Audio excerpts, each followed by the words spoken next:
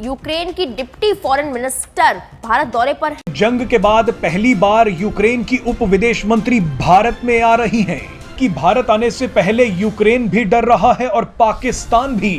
Reports के मुताबिक झापरो भारत से G20 समिट में यूक्रेन के राष्ट्रपति व्लादिमीर जेलेंस्की को बोलने देने का मौका भी मांग सकती है। G20 समिट इंडिया ने अपनी आइटिनरी यानी कि अपना शेड्यूल निकाल दिया है और इस शेड्यूल पे चाइना और पाकिस्तान दोनों परेशान है। क्यों? क्योंकि इस श्रीनगर को या इस कश्मीर को पाकिस्तान तो अपना मानता है, हालांकि वो ले नहीं पाया लेकिन मानता अपना, तो आएगा किस मुंह से? और यही प्रॉब्लम आ रही है चाइना के सामने।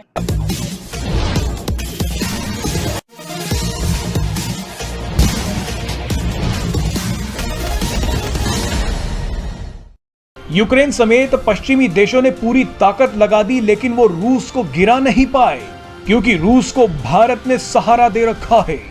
इसी को देखते हुए जंग के बाद पहली बार यूक्रेन की उप विदेश मंत्री भारत में आ रही हैं कि भारत आने से पहले यूक्रेन भी डर रहा है और पाकिस्तान भी। यूक्रेन की डिप्टी फॉरेन मिनिस्टर भारत दौरे पर हैं। फरवरी 2022 में जंग शुरू होने के बाद भारत में किसी यूक्रेन के मंत्री का पहला आधिकारिक दौरा होगा।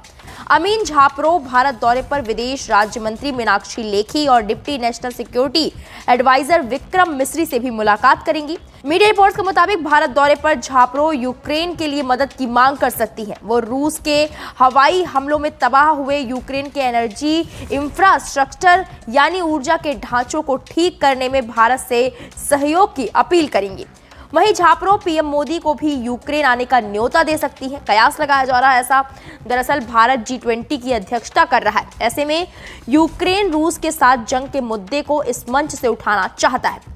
रिपोर्ट्स के मुताबिक झापरो भारत से G20 समिट में यूक्रेन के राष्ट्रपति व्लादिमीर जेलेंस्की को बोलने देने का मौका भी मांग सकती है। G20 समिट इंडिया ने अपनी आइटिनरी यानी कि अपना शेड्यूल निकाल दिया है और इस शेड्यूल पे चाइना और पाकिस्तान दोनों परेशान है। क्यों? क्योंकि इस श्रीनगर को या इस कश्मीर को पाकिस्तान तो अपना मानता है, हालांकि वो ले नहीं पाया लेकिन मानता अपना, तो आएगा किस मुंह से? और यही प्रॉब्लम आ रही है चाइना के सामने। ये दौर इंडिया के लिए खुशखबरियों का दौर है बस। और अब आप ये समझ लीजिए, हम किसी के बाप की भी नहीं समझ सुनते। अब हम वो करते हैं जो हमें सूट करता है, हम वो नहीं करते जो दूसरों को सूट करे या दूसरों को सुनने में अच्छा लगे। पहली बात है। दूसरा, आपने बोला कि भी पाकिस्तान को परेशानी है कि वो श्रीनगर के अंदर ये समिट हो रहा है और वो आएंगे तो किस मुंह से आएंगे। पहली बात तो ये छोटे मोटे भिखारी मुल्कों को हम G20 में बुलाते नहीं है। ये आने वाले नहीं है, इनको बुलाया भी नहीं है। ये G20 के मेंबर भी नहीं है और हमने अपने आजू बाजू के जितने कंट्रीज हैं उन सबको बुलाया है। बट हमारे लिए ऐसा हो गया है कि पाकिस्तान एग्जिस्ट ही नहीं करता। ठीक है, हमने अपने दिमाग से, मोदी जी ने अपने दिमाग से, जहन से इनको निकाल कर फेंक दिया कूड़े के डब्बे में। अब ये समझ लीजिए। अब आते हैं कश्मीर के ऊपर।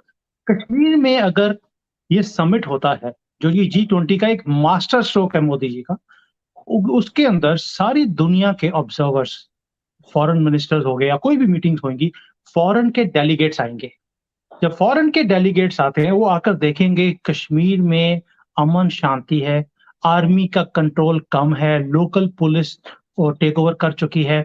उससे क्या होगा, एक परसेप्शन जो पाकिस्तान ने बनाने की कोशिश करी थी कि भाई वहां पर इंटरनेट नहीं चल रहा, वहां पे कर्फ्यू लगे हुए हैं, वो सारा परसेप्शन उनका खत्म हो जाएगा। वही चीज अब पाकिस्तान को सता रही है कि अगर G20 की मीटिंग्स वहां होती हैं, लोग वहां जाएंगे, वहां पर वो मीटिंग्स करेंगे, लोगों से मिलेंगे, घूमेंगे फिरेंगे, इंटरनेट यूज करेंगे, UPI यूज करेंगे, कश्मीर में जाके हैंडीक्राफ्ट्स खरीदेंगे, तो पाकिस्तान का जो परसेप्शन है, जो उन्होंने चूरन बेचा हुआ है अपने लोगों को, वो तो खत्म, ढेर होके गिर जाएगा नीचे ताश के पत्ते की तरह। 70 साल की गेम एक दिन में ताश के पत्ते की तरह गिरेगी ये रोहित भाई।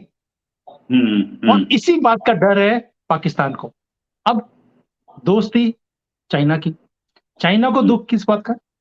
चाइना को दुख इस बात का कि POK अगर ये सब कुछ होगा तो दुनिया मान जाएगी कि दुनिया इसमें अमन शांति हो गई है। और अगर सारी दुनिया का सपोर्ट इंडिया को मिल जाता है, कल को जब POK के अंदर हमने घुसना ही है, फिर शारदा पीठ की जब रोड बन गई तो POK में घुस गए ना, और उसके बाद लेने का टाइम आ गया। जब पीओके को हम लेते हैं तो उसका जो सीपैक है, जो उसके अंदर से गुजर रहा है, उसको उस बात का डर है कि मेरे 25-26 बिलियन भी गए। पाकिस्तान ने जो खा लिए पैसे खा लिए, लेकिन सीपैक भी डूबता दिखता है, इसलिए वो सपोर्ट कर नहीं सकता। उसकी मजबूरी है, पाकिस्तान की मजबूरी भी है और चाइना की मजबूरी भी है। इसलिए दोनों को ढोल बजाते रहने दो। हमने जो करना था कर दिया, और अब G20 की मीटिंग होकर रहेगी।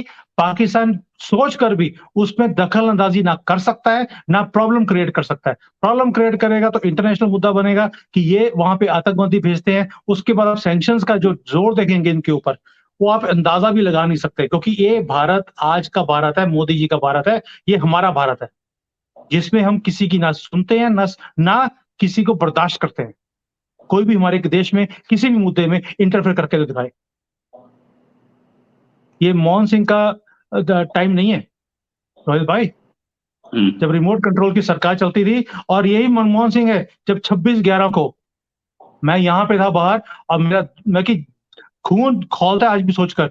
मनमोहन सिंह यूनाइटेड नेशंस में जाकर बोलते हैं पाकिस्तान को, प्लीज हमारे यहाँ आतंक मत बचाइए, हमारे यहाँ बॉम्ब ब्लास्ट मत कीजिए प्लीज।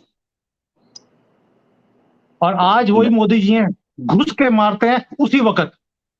टाइम नहीं है उनके पास, वो 1 साल 2 साल 3 साल के बाद नहीं, उसी वक्त हिसाब किताब बराबर। और ये बात पाकिस्तान को भी और चाइना को, दोनों को समझ आ गई है, इसीलिए खलबली। राइट। अच्छा, एक चीज और कि ये जो CPEC का पूरा चक्कर चल रहा था, और पाकिस्तान का, अफगानिस्तान का और चाइना का माइनिंग, लिथियम, ये पूरा का पूरा जो गेम था, जिसमें ये बताया गया था कि ये पाकिस्तान ऑक्युपाइड कश्मीर जो है बड़ा खुश है और इंडियन ऑक्युपाइड कश्मीर दुखी है। अगर मीटिंग्स हो रही हैं इंडियन ऑक्युपाइड कश्मीर में, तो क्या ये पाकिस्तान चाइना का ढांचा गिरेगा? ऑफ कोर्स हिलेगा। देखिए, अब सोच के देखिए, सीपैक मतलब कि पैक हो चुका है वो, ठीक है, और उसको रिवाइव करना मतलब कि चाइना की पूरी ताकत लग जाएगी उसको रिवाइव करने में। क्यों? क्योंकि पाकिस्तानियों ने उसमें से सारा जितना भी मेजर चंक ऑफ मनी है वो तो खा लिया उन्होंने। अब उसको दोबारा चालू करने के लिए उतना ज्यादा जोर लगाना पड़ेगा उसको, इसलिए वो सीपैक तो छोड़ दो, वो तो पैक्ड है, इट इज परमानेंटली पैक्ड। वो इतना बेवकूफ नहीं है चाइना, वो दुनिया को बेवकूफ बनाता है। ठीक है, पाकिस्तान वालों ने उसको भी चूना लगा दिया। जो दुनिया को चूना लगाता है, पाकिस्तानियों ने उसको चूना लगा दिया। भाई आप सोच के देखिए दोस्ती कैसी है। आप अगर हमसे जुड़ा रहना चाहते हैं तो कृपया मेरे चैनल को सब्सक्राइब करें तथा बेल आइकन भी दबा दें, ताकि नई वीडियो की जानकारी तुरंत आप तक पहुंच जाए। धन्यवाद। जय हिंद। आप अगर हमसे जुड़ा रहना चाहते हैं तो कृपया मेरे चैनल को सब्सक्राइब करें तथा बेल आइकन भी दबा दें, ताकि नई वीडियो की जानकारी तुरंत आप तक पहुंच जाए। धन्यवाद। जय हिंद।